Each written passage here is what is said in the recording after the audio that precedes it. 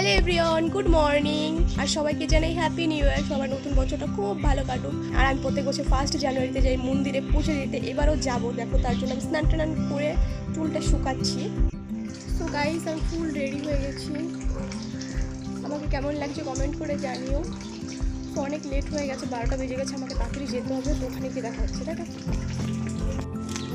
তো গাইস, আমরা এখন পুজো দিতে যাচ্ছি। এই যে রানীর লুক।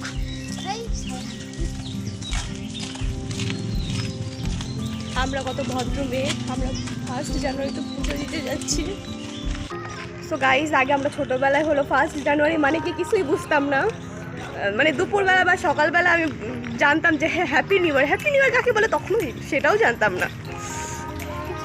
তো আমাদের মতো কারা 1 জানুয়ারিতে পুজো দিতে যাও কমেন্ট করে জানিও। বিকজ পুজো দিলেই ভদ্র মেয়ে হওয়া যায় না।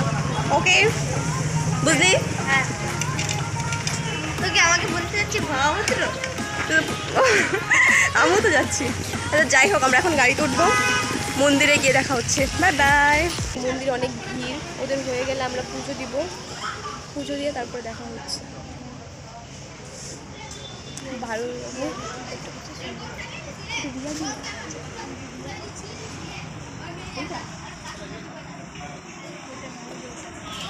তো গাইস, আমাদের পুজো হয়ে গেছে। খালি